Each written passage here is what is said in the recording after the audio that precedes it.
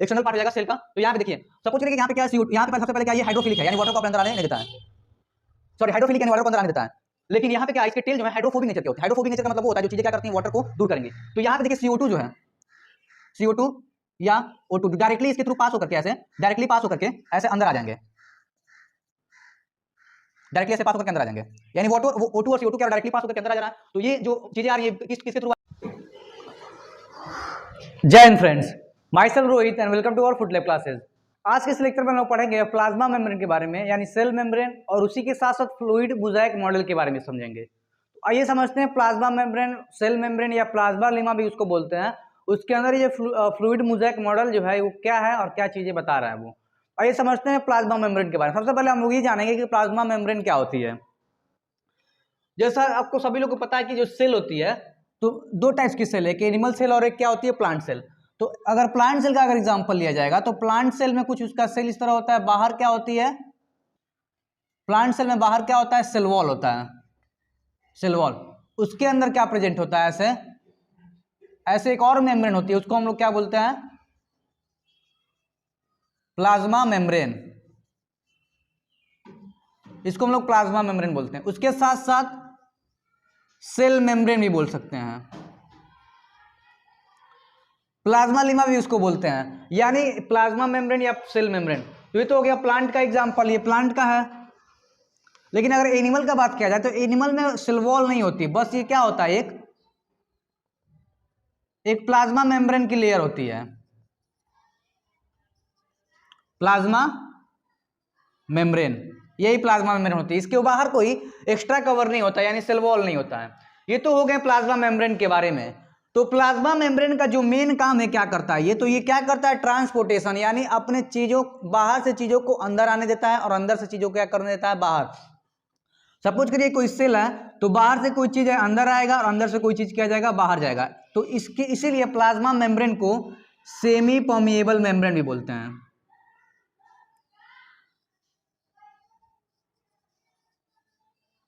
Semi permeable membrane, इसको semi permeable membrane ही बोलते हैं। तो ये हो गया प्लाज्मा मेम्ब्रेन। अब आइए थोड़ा देखते हैं प्लाज्मा मेम्ब्रेन का काम क्या है और किस चीज से मिलकर के बना है।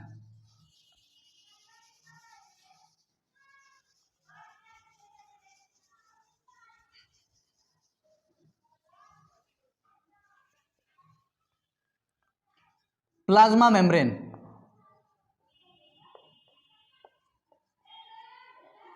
जो प्लाज्मा मेम्ब्रेन, इसका मेन काम क्या होता है, प्रोटेक्शन करना, प्रोटेक्शन, सेमी परमिएबल मेम्ब्रेन है ये एक। और उसके साथ साथ ये क्या करता है, जैसे कुछ चीजों को अंदर आने देगा, कुछ चीजों को क्या करेगा, रोक लेगा, इसीलिए इसको सेमी परमिएबल बोलते हैं। सेलेक्टिवली परमिएबल, जिस चीज की रिक्वायरमेंट है उसको अंदर आने देगा, जिस चीज की रिक्वायरमेंट नहीं है उसको बाहर ही रोक देगा। फिर जिस चीज को अंदर से बाहर भेजने की रिक्वायरमेंट है उसको बाहर भेजेगा, और जिसको नहीं भेजेंगे तो उसको बाहर नहीं भेजेगा, यानी ट्रांसपोर्टेशन का भी काम करता है, एक तरह से ट्रांसपोर्ट करता है मॉलिक्यूल्स को। तो ये तो हो गया प्रोटेक्शन करता है, सेमी परमिएबल मेम्ब्रेन होता है। मेनली जो है जो क्या कहते हैं प्लाज्मा मेम्ब्रेन है किसका बना होता है, तो पहले चीजें नहीं पता थी किस चीज की बनी होती है, लेकिन अब पता चला, ये हम पता किया गया है कि प्लाज्मा मेम्ब्रेन किससे मिलकर के बना हुआ है। तो प्लाज्मा जो मेम्ब्रेन सबसे पहले लिपिड,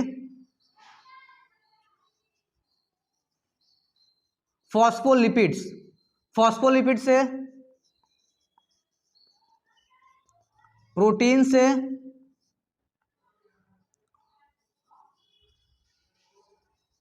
कार्बोहाइड्रेट्स,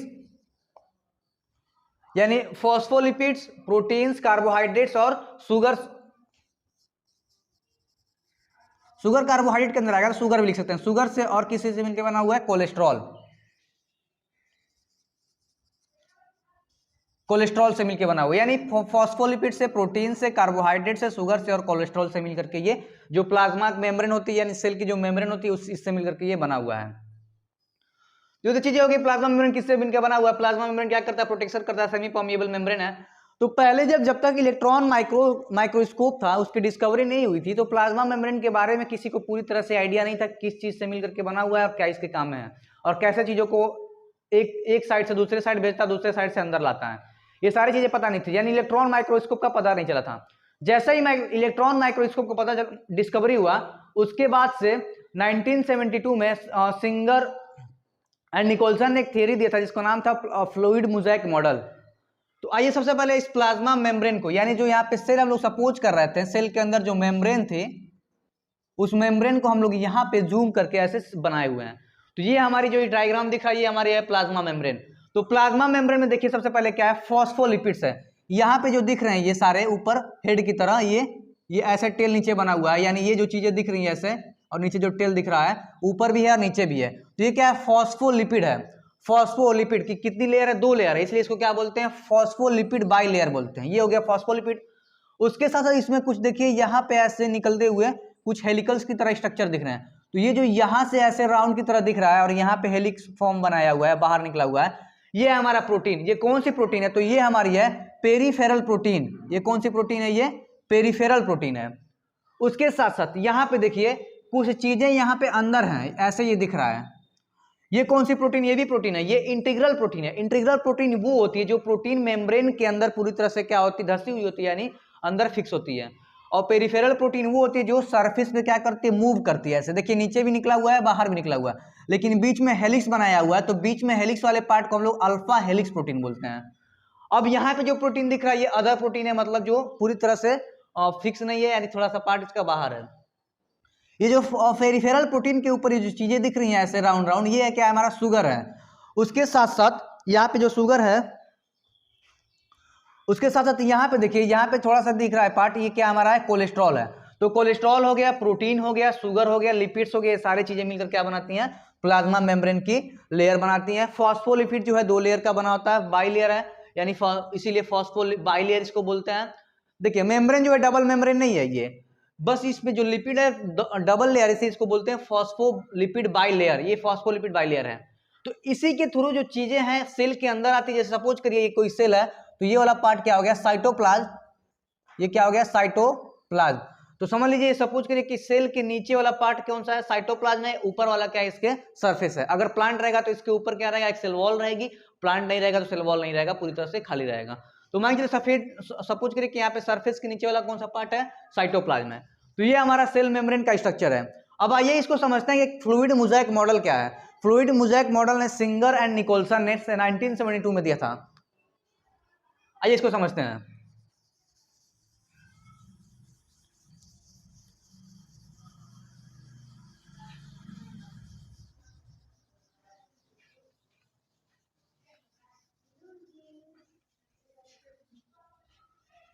तो एक मॉडल आया था fluid mosaic model. Fluid mosaic जो मॉडल है कब आया था,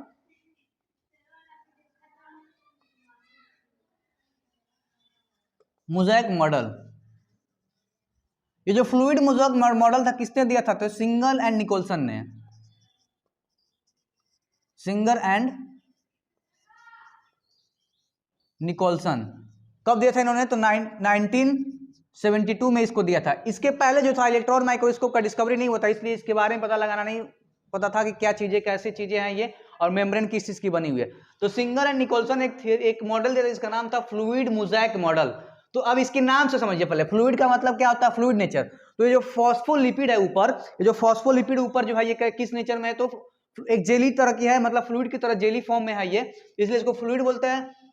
मोज़ेक क्या होता है कि प्रोटीन को मोज़ेक माना गया, यानी प्रोटीन इसके अंदर पैक है, कोई इंटीग्रल प्रोटीन है, कोई पेरिफेरल प्रोटीन है, यानी इसके अंदर सरफेस पे धसी हुई है, तो इसीलिए इसको क्या बोलते हैं, प्रोटीन, यानी मोज़ेक बोलते हैं। तो इन्हीं दोनों को मिला करके इसके लिपिड को फ्लूइड नेचर में होने की वजह से, और क्या कहते हैं, ये जो प्रोटीन है उसको मोज़ेक मॉडल में होने की वजह से इसका नाम क्या रख दिया गया, फ्लूइड मोज़ेक मॉडल, जो किसने दिया था, सिंगर एंड निकोलसन ने 1972 में दिया था।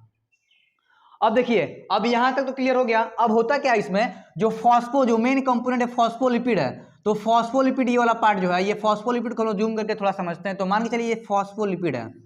तो फॉस्फोलिपिड में 2 खासियत होती है, एक इसका क्या होता है, हेड हेड, और एक इसका क्या होता है, टेल टेल। हेड और टेल हो गया। तो आइए देखते हैं हेड और टेल क्या है। तो जो हेड वाला पार्ट है, ये वाला जो हेड वाला पार्ट है, ये क्या होता है, थोड़ा इसको ऊपर देखते हैं।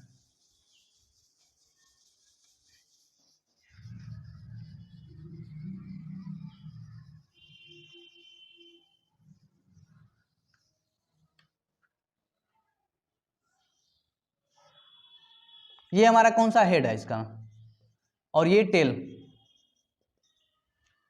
हेड या टेल। तो इसमें से जो हेड वाला पार्ट है इसके बारे में थोड़ा समझिए क्या होता है। हेड जो होता है हाइड्रोफिलिक होता है, हाइड्रोफिलिक। हाइड्रोफिलिक का मतलब क्या होता है, ये नेगेटिवली चार्ज होता है।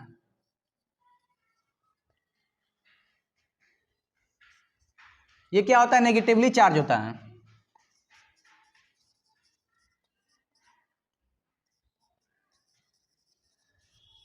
ये नेगेटिवली चार्ज होता है, यानी ये क्या, हाइड्रोफिलिक का मतलब क्या होता है, हाइड्रोफिलिक नेचर वो होते हैं जो वाटर को क्या करते हैं, मतलब अपने पास एक्सेप्ट करते हैं, यानी वाटर लविंग है इसको।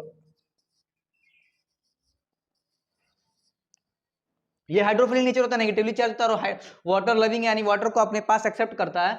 उसके साथ जो और किससे मिलकर बना होता है, तो मेन कंपोनेंट जो इसका किससे मिलकर बनाता है, जो हेड होता है फॉस्फेट से मिलकर बना होता है। तो फॉस्फेट जो है नेगेटिवली चार्ज होने की वजह से हाइड्रोफिलिक नेचर का होता है, वाटर लविंग होता है। उसके बाद जो टेल है, टेल के बारे में देखिए क्या होता है। टेल जो है ये फैटी एसिड से मिलकर बना होता है, फैटी एसिड। इसीलिए इसमें कोई चार्ज नहीं होता है, यानी न्यूट्रल होता है। ये न्यूट्रल नेचर का होता है, यानी इस पे कोई चार्ज इस पे नहीं है, न्यूट्रल नेचर के होने की वजह से। और ये क्या होता है, हाइड्रोफोबिक होता है।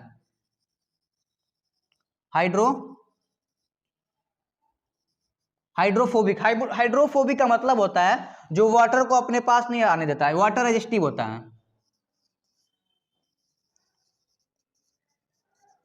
ये वाटर रेजिस्टिव होता है, यानी वाटर रेजिस्टिव होता है, इसके अपने अंदर वाटर को आने नहीं देगा।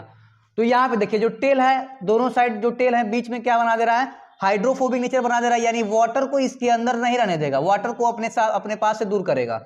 वहीं पे इसके जो सरफेस पे जो हेड है दोनों कौन से नेचर के हैं, तो हाइड्रोफिलिक नेचर के, यानी वाटर को अपने पास लाएंगे तो नेगेटिवली चार्ज होते हैं। तो ये हाइड्रोफिलिक और ये क्या है, हाइड्रोफोबिक। सॉरी, जो टेल क्या है, हाइड्रोफोबिक है। तो आइए देखते हैं इनके बारे में अब कैसे ये चीजें काम करती हैं। अब ध्यान से देखिए, यहाँ पे ये जो प्रोटीन आपको दिख रहा है, ये जो स्ट्रक्चर दिख रहा है क्या है, प्लाज्मा मेम्ब्रेन, यानी सेल मेम्ब्रेन इसको भी बोल सकते हैं, प्लाज्मा लीमा भी बोल सकते हैं। तो ये सारी चीजें हमने अपने क्लियर कर लिया। अब देखिए इसमें दो टाइप्स के ट्रांसपोर्ट जो होते हैं, दो टाइप्स के होते हैं। एक होता है एक्टिव ट्रांसपोर्ट और एक क्या होता है, पैसिव ट्रांसपोर्ट। आइए इसके बारे में समझते हैं।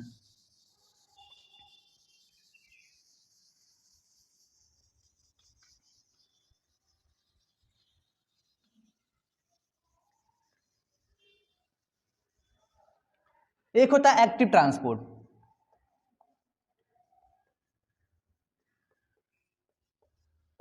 तो एक्टिव ट्रांसपोर्ट में क्या होता है, एक्टिव ट्रांसपोर्ट में जिसमें क्या होती है, एनर्जी की रिक्वायरमेंट होती है, नीड ऑफ एटीपी, जिसको हम लोग एटीपी ना मान सकते हैं, यानी एटीपी की रिक्वायरमेंट होगी। दूसरा क्या होता है, पैसिव, पैसिव ट्रांसपोर्ट होता है। पैसिव ट्रांसपोर्ट में क्या होता है, no need of energy, no need of ATP, यानी एटीपी की रिक्वायरमेंट नहीं होगी।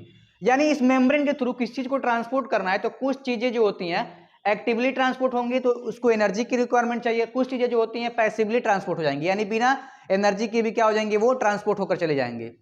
आइए समझते हैं क्या क्या चीजें जो पास होती हैं। तो अब देखिए यहाँ पे जो मॉडल आपको दिख गया, एक बार फिर से देख लीजिए। ये पेरिफेरल प्रोटीन है, यहाँ पे इंटीग्रल प्रोटीन है, ये सारी फॉस्फोलिपिड्स है, उसका हेड और ये क्या टेल है। तो ये बाई लेयर बना लिया है।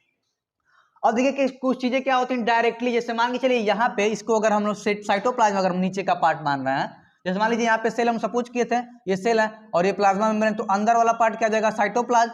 तो मान के चलिए इसके नीचे जो बना हुआ है साइटोप्लाज्म, ऐसे अगर सेल बनाएंगे तो नीचे वाला पार्ट क्या हो जाएगा, साइटोप्लाज्म, और ऊपर वाला पार्ट क्या हो जाएगा, एक्सटर्नल पार्ट हो जाएगा सेल का। तो यहाँ पे देखिए सपोज करिए कि यहाँ पे क्या है, CO2, यहाँ पे सबसे पहले क्या, ये हाइड्रोफिलिक है, यानी वाटर को अपने अंदर आने नहीं देता है, सॉरी हाइड्रोफिलिक यानी वाटर को अंदर आने देता है। लेकिन यहाँ पे क्या है, इसके टेल जो है हाइड्रोफोबिक नेचर के होते हैं। हाइड्रोफोबिक नेचर का मतलब वो होता है जो चीजें क्या करती हैं, वाटर को दूर करेंगी। तो यहाँ पे देखिए CO2 जो है, CO2 या O2 डायरेक्टली इसके थ्रू पास होकर के ऐसे डायरेक्टली पास होकर के ऐसे अंदर आ जाएंगे, डायरेक्टली ऐसे पास होकर के अंदर आ जाएंगे, यानी वाटर वो O2 और CO2 क्या डायरेक्टली पास होकर के अंदर आ जा रहा है। तो ये जो चीजें आ रही हैं किसके थ्रू आ रही हैं, तो पैसिव ट्रांसपोर्ट के थ्रू, यानी यहाँ पे एटीपी की रिक्वायरमेंट नहीं है, डायरेक्ट आ जा रही हैं।